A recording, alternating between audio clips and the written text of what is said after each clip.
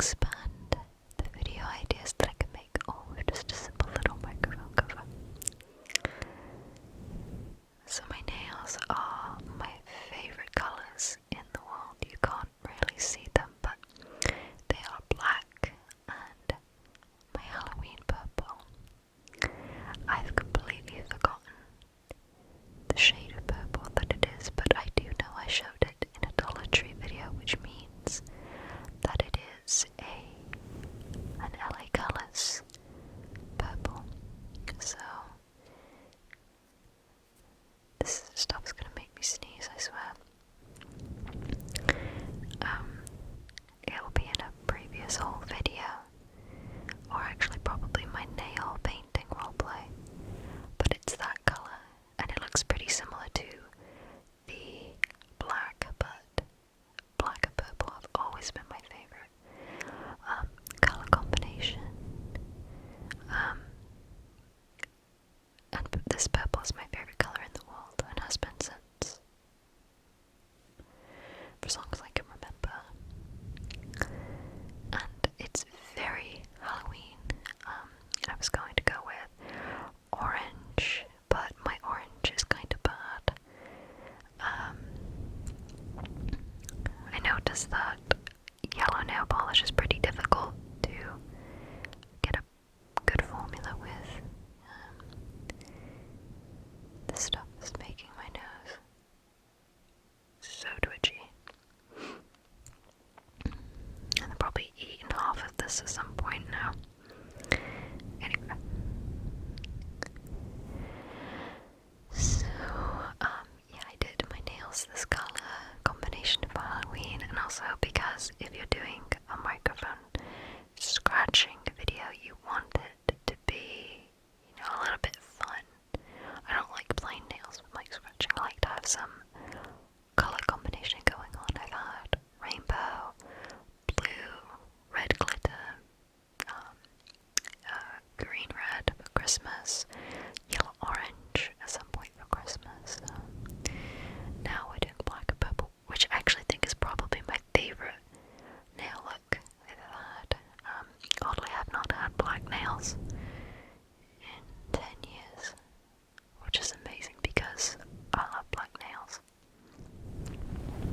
So I think they're probably going to be black a little bit more often. This, I really want to call this microphone cover the Sneeze Tease, because I've been on the precipice of sneezing now so much.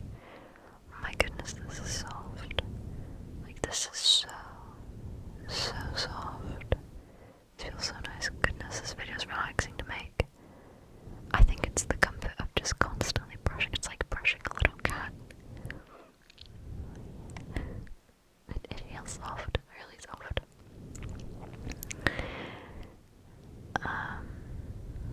So let's see.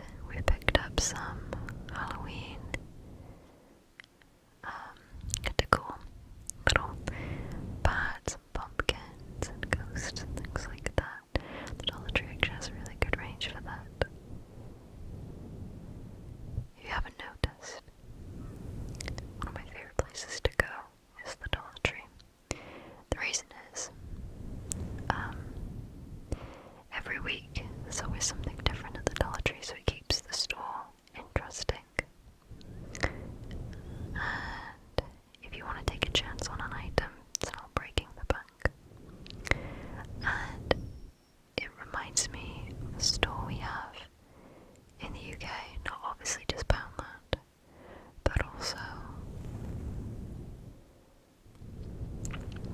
Home Bargains. So we have a store in the UK called Home Bargains, and they're typically much bigger than Dollar Trees.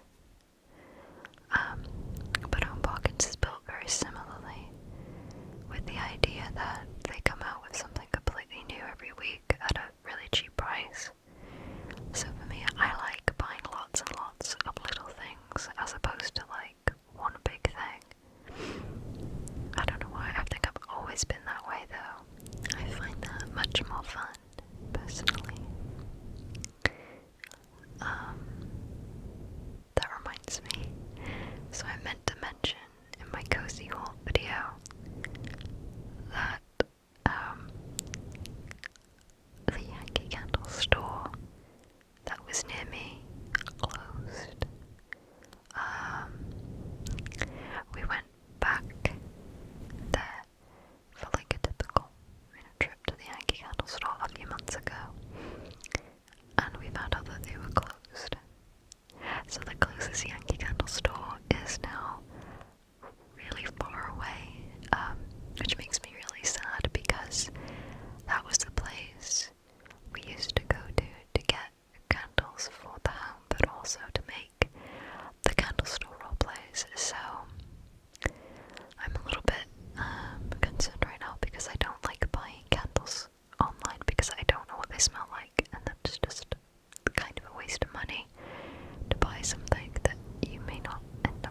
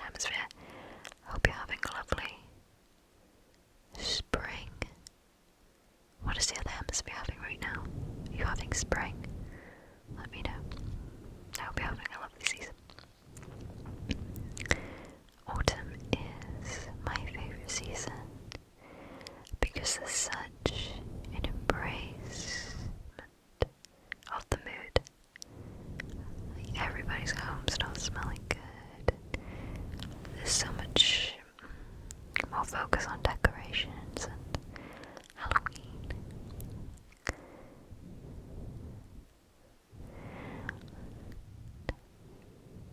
The mood of nature is a little bit more distinct. Everything smells really good.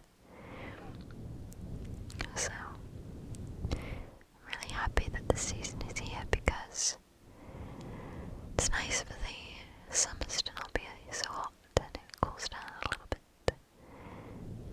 So, I will be enjoying that very much.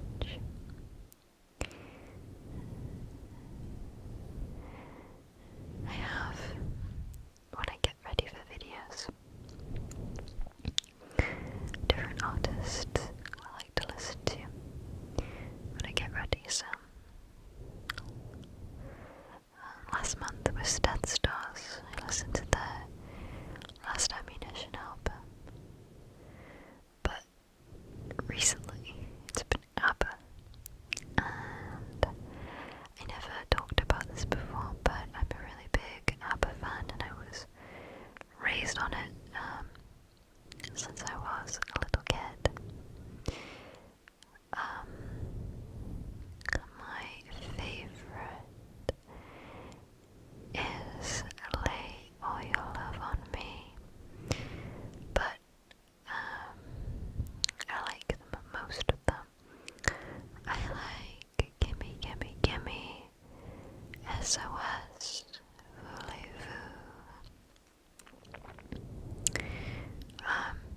There's a couple I don't really like. I don't like Super Trooper or Dancing Queen.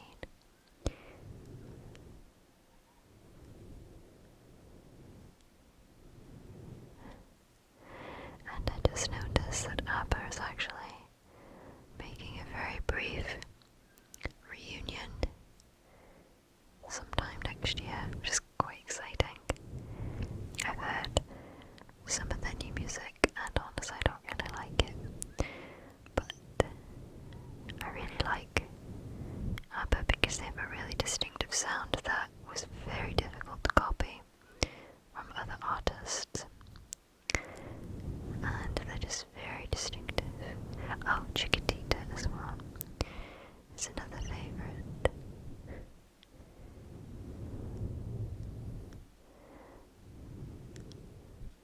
So we watched Bo Burnham's Netflix special lately, Inside.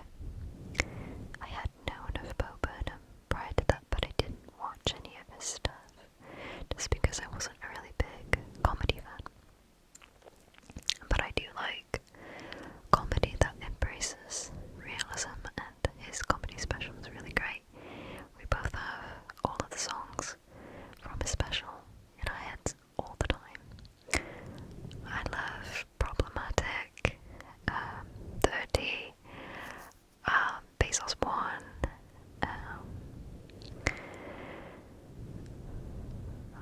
All Eyes on Me. They're really good songs, even just standalone, so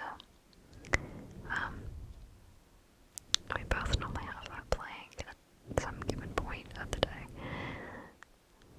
That's really good. If you haven't seen it, it's really, really good.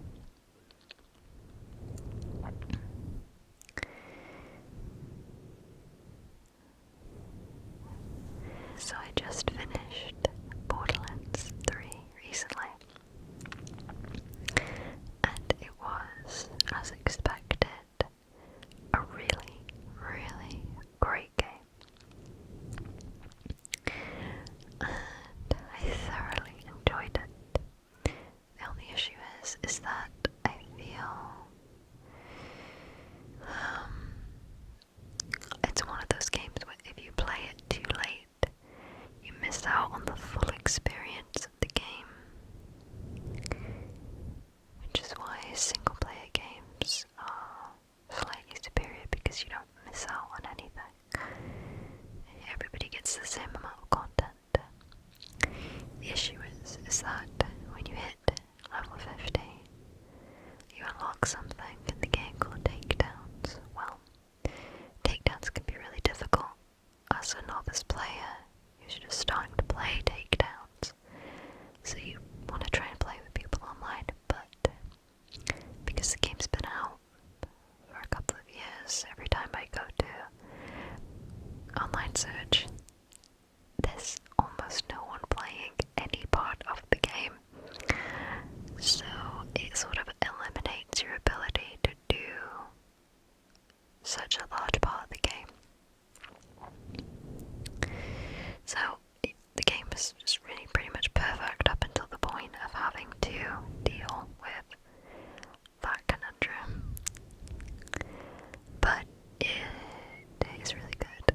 The way it has achieved crossplay is very good too. So, big thumbs up to Borderlands for that one. I always felt like if I could be a part of a video game, I'd want to be a part of Borderlands 3. Even if you never play the game, for those that like synthwave, synth electro style music, the soundtrack is just divine. So, if that's a style of music you're into, just pop on the Borderlands 3 soundtrack. It's wonderful to listen to. The soundtrack of a video game can really enhance the gaming experience because it can make you feel so much more a part of the game. Very few games are actually able to achieve that. Even games that I love don't necessarily achieve that through that means. They do it through immersion, through character development and whatnot. But the two games that come to mind that achieve that through, like, this isn't just a fighting game, this is a really cool fighting game, are Borderlands, the whole series. I remember, over 7 years ago now. I mean, how long has it been since Borderlands 2 came out? 7 to 9 years. I don't remember. It's been a very long time. I remember playing a part of the game, and I still remember to this day the Hyperion arena theme in my head. That's how good the soundtracks have always been, that I remember a non-important part of the game, but through its soundtrack and how good it was and how it just enhanced this part of the game that isn't particularly special and made it so good. So they've always made wonderful soundtracks that really make you feel like you're a part of it, but the best game in the world for a soundtrack that makes you feel like, oh yeah, I'm with this game. I'm a part of this game. It is Metal Gear Rising Revengeance. Metal Gear Rising Revengeance. Metal Gear Rising Vengeance. Metal Gear Rising something. That's one of my favorite games of all time. And I think anybody that must play that game, I think will tell you that the soundtrack for that game is one of the best soundtracks of any video game of all time. And it really is. It is just an absolutely fantastic video game. And not that I focus on trophies so much anymore. One, I don't really care for trophies that much unless it's a game I like. Normally, RPGs. And also I play PC, so I don't really care about achievements. But the hardest achievement I ever got was actually from that game, and that was not getting hit by the last boss, the dude in the white shirt, at all. I think it was on hard difficulty. That was really difficult. Back when I used to care about achievements on games, I think they have their place, and I think they add a level of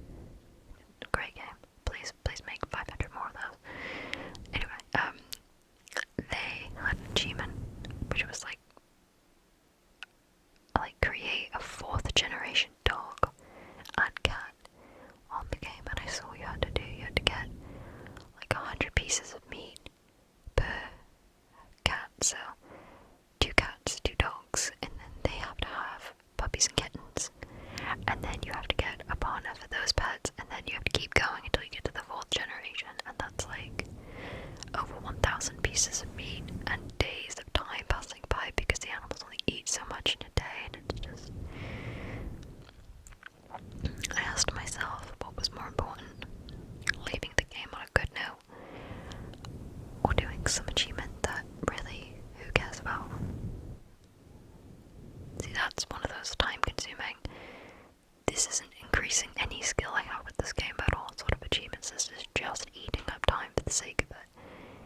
So I thought, I'm going to leave the game on a good note, and I did. I was really happy to see so many references in that game. That game goes on forever, and I really love that in video games. The more content they give you, it feels like you have justified my purchase. Thank you very much. And Borderlands 3 is like that too. I thought the story was pretty short, but it has so much DLC. And 2 had that as well. 2 had a lot of good DLC. That you pretty much don't really run out of content for a while. But I will say, I was playing Dragon Quest 11 and 8 for a long, long time, like weeks and weeks and weeks, and Final Fantasy 10. Gosh, I think I played Final Fantasy 10 all summer to get almost platinum on that game. Oh, the slug spheres. And that's because there's so much substantial content in the game, but Borderlands 3 is limited, I think. I played it casually for about 8 days and beat the story. But it does have DLC to make up for it, so it's good. Like, they have lots of DLC.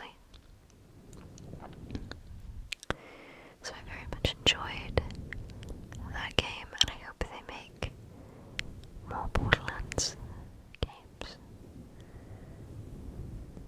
I really like Claptrap. I know lots of people don't like Claptrap. I love Claptrap so much.